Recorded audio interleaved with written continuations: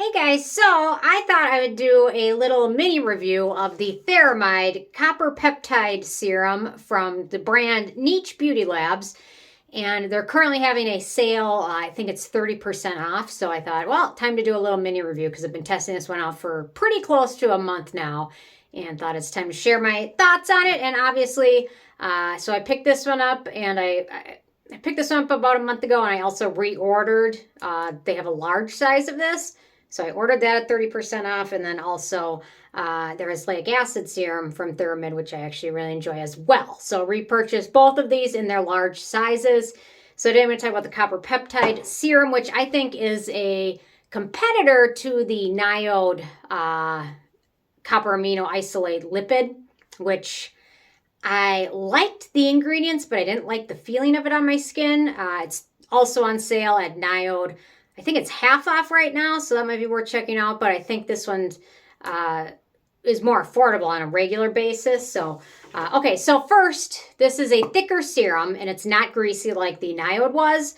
So before I apply it, I found it's best to apply something first so it soaks in and smooths over skin a little bit better.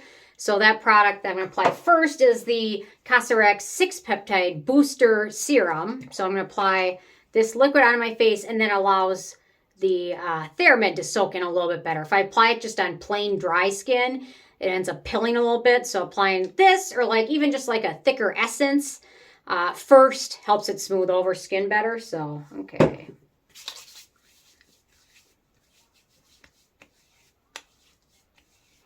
So I literally just took a pump of the Cosrx and put it on my skin just to give it a little bit of slip. Now I'm going to put on the Niche Beauty Lab Theramid. They've got like 5 different brands, and this one actually contains 3% copper peptides, which is, I believe, the highest that I've seen on the market, aside from other boosters, which are meant to be mixed with other products. So there we go. Another. The only downside of this is a little bit does not go a long way. I think to cover my face, it's about 2.5 pumps. So. But aside from that, it feels nice on skin. It has a little bit of slip, but applying it over an essence or serum is key. So I guess I don't really name this a serum, do they? They just call it Theramid Copper Peptide, 3% copper peptides and 13% other peptides. So there we go. So let me talk a little bit about this. So they say, discover the power of copper peptide, the most revolutionary formulation with the highest concentration of pure copper peptides on the market, guarantees maximum efficacy. And I will say this was out of stock. I initially saw this a few months ago, and it was out of stock on their website for the longest time, and then finally came into stock. So that's nice, and I guess then you know it's fresh because they just made a bunch of them. So anyway, okay, so in here we've got 3% copper peptides. Copper peptides, kind of controversial ingredient. A lot of studies have been done on it. A lot of them are in vitro, so not on actual skin. There's a few that were done on actual skin. And to be honest, I think to have the best benefits of copper peptides, a lot of times like microneedling it really helps. So if I go to my esthetician, she does microneedling. I come home and I put on copper peptides. I do think my skin has gotten a lot brighter and a lot better, and the wrinkles have disappeared a lot more lately since I've been using a lot more copper peptides. Copper peptides are fussy, so to use them in a product, you really don't want to use it with anything that has a low pH because apparently it destroys the peptide bonds. So things like ascorbic acid, you don't want to use that in the same routine with. A lot of people say retinoids and other acids, exfoliants. I mean, I get exfoliants, AHAs, BHAs, because they need to be a lower pH to work. So I wouldn't use them with those. So at this point, I wouldn't use with the ascorbic acid or exfoliants, AHAs, BHAs, all that.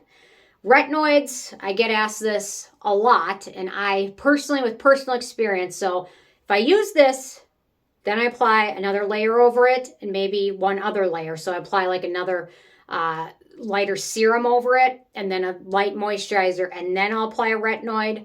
I've had that work for myself. It's controversial because a lot of people say don't use it with any actives.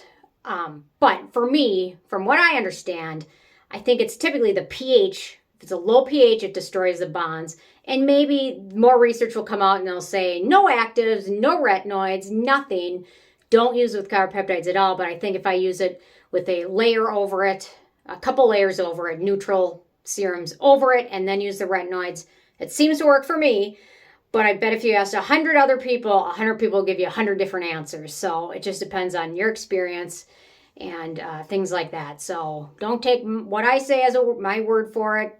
Do your own reading, do your own research, but that's what I've found.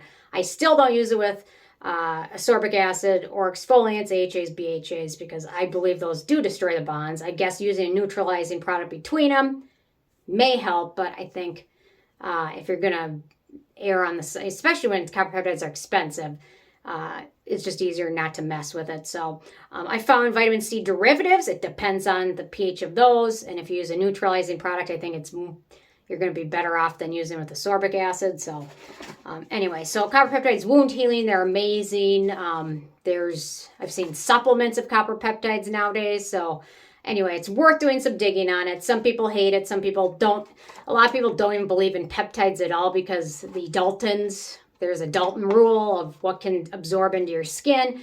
They're too high to be shown to absorb into skin, but the benefits from using peptides in your skincare is undeniable. So there's something else going on there, and I think using it with microneedling or using with another ingredient that helps things absorb and penetrate better can help too. So it's worth doing some digging on it. So we've got those copper peptides. We've even got a Bacillus folic acid ferment in here. We've got several other peptides in here. So it's basically 11% other peptides, which is impressive, which is nice to see. And then we've got dimethicone in here. We've got some hydrating ingredients, betaine, sodium hyaluronate, glycerin. So those are the main stars of the show.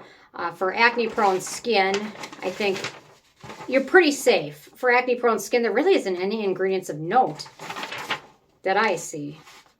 Dimethicone, that's about it. So anyway, so I'm really impressed with this. It doesn't have a ton of other ingredients, but it focuses on the peptides, and basically between the copper peptides and the other peptides, it's got 16% peptides, which is an impressive amount. It's an impressive amount of copper peptides, and it's impressive for the price of this product. Even when it wasn't on sale, it's still pretty affordable, and you can fit into your routine really easily. So after this, I'm just going to apply moisturizer. Which one am I going to pick for the day? Which moisturizer should I use today? Hang on, I'm going to decide. I think I'm going to go with the Banabaji Milk Thistle Cream, and then after this, I'll just put on my sunscreen and go for the day. But you can certainly use this morning or evening routine, whichever one works for you. But, I mean, it feels really nice on the skin. It's not greasy like the NIOD one was. And I know a lot of people absolutely love the one from NIOD. And the formula is great.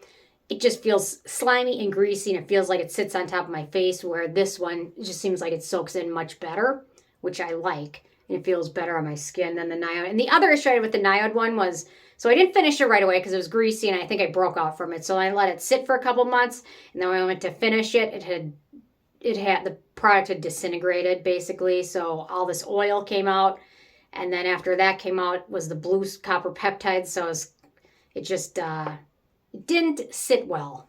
So it disintegrated pretty fast. So anyway. So I would say check Theramid out. I don't really have a link for this brand. They really, I think you can just go to Niche Beauty Labs and they've got all their different stuff. So it's worth checking out. And while you're at it, check out their azelaic acid product. It's also really nice and feels really nice on your skin too. So anyway, I'm pretty happy with it. The fact that I repurchased it already after only having tried it for about a month says something. In the fact that, so this size is a 1 ounce. I think their big size 1.7 ounces.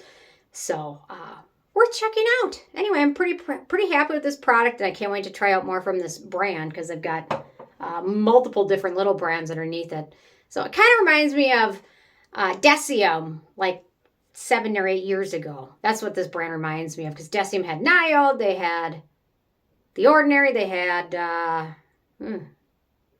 can't remember anymore, but they had all these different brands, and that's kind of what this company does. So anyway, interested hearing from you guys if you had a chance to check anything out from them. If you have what your thoughts are, leave a comment. Love hearing from you guys, and stay tuned for more tomorrow. Thanks so much. Bye, guys.